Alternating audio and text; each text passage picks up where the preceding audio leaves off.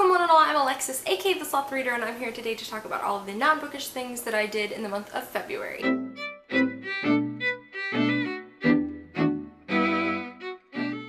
I don't feel like I watched or listened to a lot of stuff in the month of February, but I feel like I have a lot of feelings about the things that I did, so let's just get into it. Starting off with the movie, singular movie I watched in the month of February. I'm sure it's no surprise what that movie is.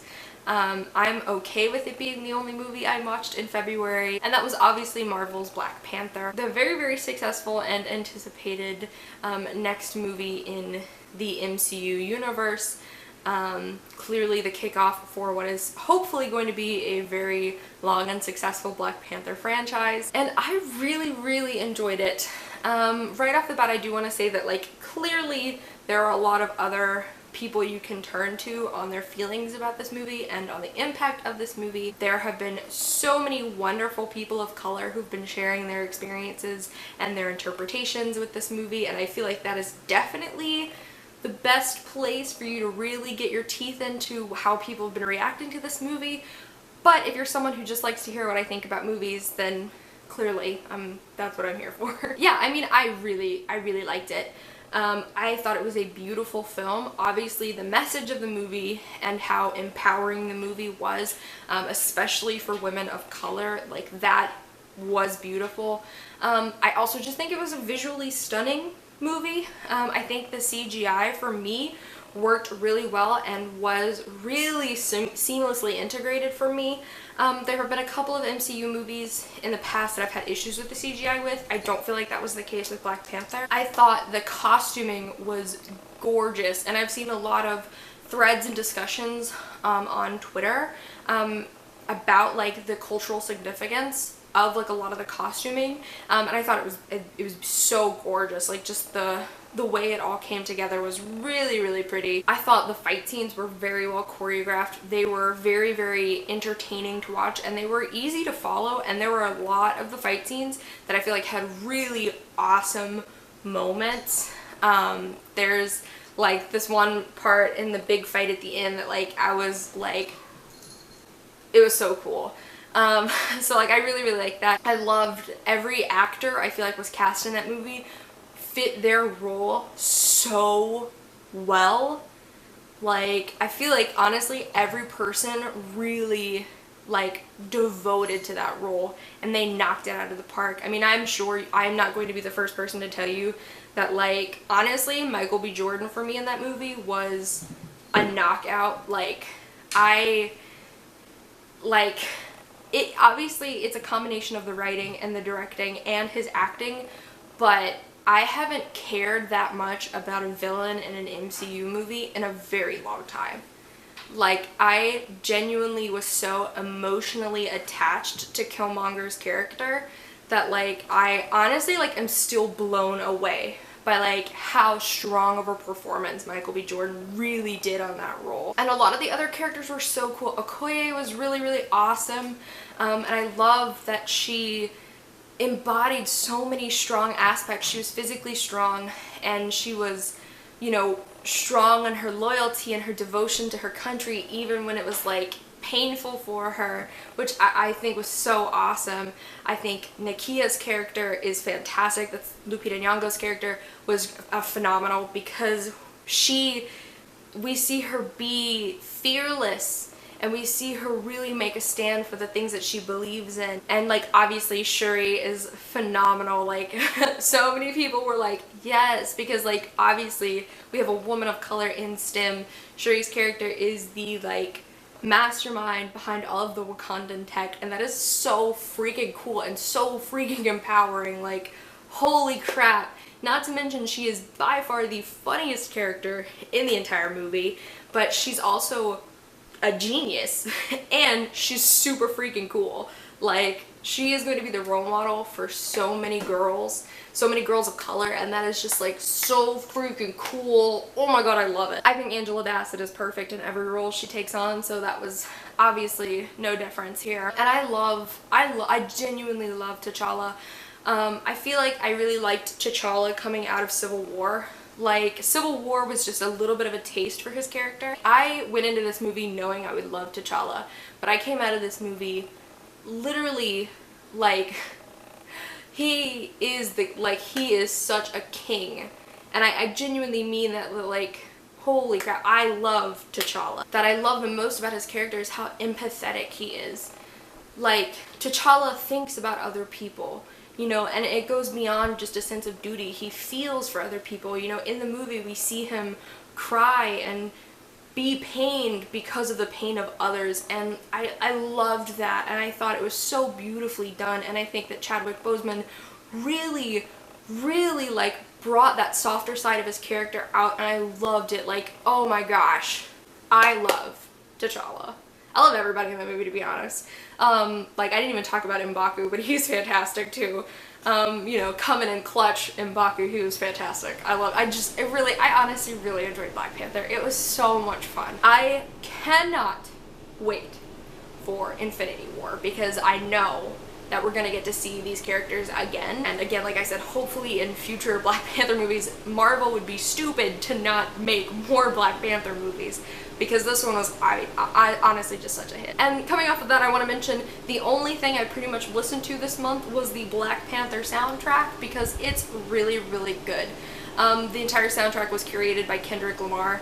I strongly encourage checking it out if you like hip-hop or R&B. It's a really good album. Some of my favorite songs off of it are Pray For Me, which is the song by The Weeknd, which doesn't surprise anybody because I'm very vocal about how much I like The Weeknd. Paramedic is another one I really like. Redemption is really good. All in the Stars I really, really like. Yeah, it's a really good album. Highly recommend if you like hip-hop or R&B. It's a really good album. Moving into the things I watched this month, I want to start off by talking about the Olympics. I won't gush too long because I feel like I did gush a lot during the actual Olympics on Twitter. If you guys didn't know, I love sports. I grew up watching sports. To this day, I still love to watch sports.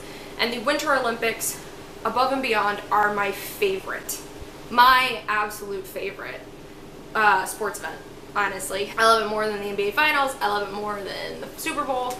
I love it more than the World Cup. Like, I love the Winter Olympics. My favorite Olympic event is ice dance, and this year's ice dance competition was incredible. I feel like men's figure skating too. I just love figure skating in general, but I do feel like the men's figure skating competition made me super emotional this year. We got to see some breathtaking performances by Yuzuru Hanyu taking gold, by, you know, the American contenders, Vincent Zhou, Nathan Chen. I got to see Patrick Chan, who's one of my favorite figure skaters, skate, and that was just, it's always an emotional experience for me being able to watch him skate, because he's one of the skaters I've been following for as long as I've been into figure skating. So the men's was fantastic.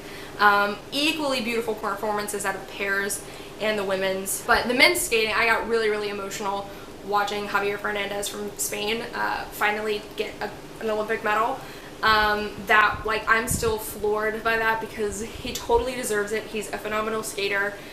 He brought that one home for Spain, and I feel like that's just such an incredible experience. And then the fact that there were 2 Japanese skaters on the podium was just amazing. So yeah, figure skating for me was a huge hit. Got to watch Tessa Virtue and Scott Moore win another gold medal in ice dance, and Fight Me. They deserve every medal they've ever won. I love them so much. They're the pair that made me fall in love with ice dance as much as I love it. And it was just, I'm gonna stop gushing about the Olympics because I literally spent 2 weeks on Twitter gushing about the Olympics, but just know that I really, really enjoyed myself watching the Winter Olympics 2018 in Pyeongchang. It was a great time. The next thing I want to mention is that this month I binged the entirety of the new Netflix version of Queer Eye. And if you don't know, Queer Eye was a show that originally came out in the early 2000s where it was 5 gay men who all focused on different areas, you know, on personal grooming, fashion, lifestyle, food and stuff. And they basically coach these straight guys into, you know, being better versions of themselves, basically. And so Netflix brought it back with 5 new gay men, and it honestly was such a joy to watch. Like, I thoroughly enjoyed my experience watching the show.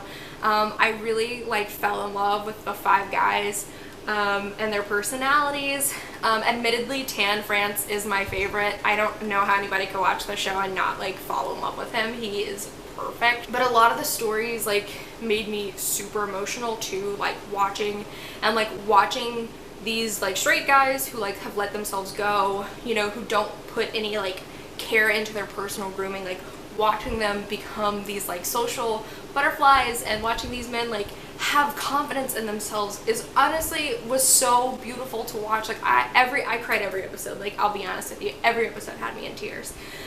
There's one episode this season where the guys actually coach another gay man in like prep for him coming out to his stepmom. Oh man, that episode had me on the floor like sobbing. It was so emotional. But honestly, if you don't mind like reality TV show and you're interested in the show, oh my god, I recommend it. It was so good. Like so emotional. It was an emotional experience watching the show, but it was so good. And the last thing I'm going to talk about is the anime I watched this month. If you guys follow me on Twitter, you've probably seen this, but me and my very, very good friend Melanie, as always, when I mention her, I'll link her blog down below. She and I actually buddy watched an anime called Code Geass this month. And if you missed my Q&A, which I will also link down below, Code Geass is my favorite anime. This was probably my 4th or 5th time watching it, and it basically came about because Melanie had mentioned she wanted to watch more anime, and I've seen quite a lot of anime, and so I was like, oh, well, you know, I'd be interested in rewatching some of my favorites, and so her and I decided we wanted to buddy watch a couple of anime, and so we started with Code Geass. It was a wonderful experience. Honestly, like, I genuinely had a really good time sharing something that I love with a very good friend of mine, and being able to, like, see her, like, fall in love with the show. And honestly, Code Geass is a show that packs a punch, and so being able to like watch her like experience the show for the first time was hilarious as well. If you guys don't know what this is about, this basically follows an alternate version of our world in which basically the United States has grown into an empire called the Britannian Empire, and they have taken over Japan and made it into a colony. And the Japanese people want to rebel against the Britannian Empire, but they're too oppressed to do so. So Code Geass follows a young man named Lelouch, who is actually an exiled prince of the Britannian Empire, as he is given a special power by an immortal witch named Situ. He's given the power of mind control, basically. It's called Geass. And with it, he dresses in disguise and actually becomes a rebel leader for the Japanese forces against the Britannian Empire. Like I said, it's an alternate version of our world. There are mechs. It's very science fiction heavy. It's dark. It definitely deals in characters who are morally gray. I want to warn people before you pick it up, like, it's a dark show. But it's honestly so worth it if you like a political story, if you like mechs or science fiction anime, if you like stories about morally great characters. Like, oh man, I 100% recommend this show. It's so good. It's by far my favorite anime, and like being able to watch it again in general was a good time, but being able to watch it with Melanie was just such a great experience. Alrighty guys, so those are all the things I watched and or listened to in the month of February. I'd absolutely love to know what you guys watched and or listened to or did in the month of February. If you have any opinions on any of the things I mentioned here, that was my cat, please leave them down in the comments below. If you like what I do, I upload videos on Monday, Wednesdays, and Fridays, and I'll see you guys soon with another video. Bye!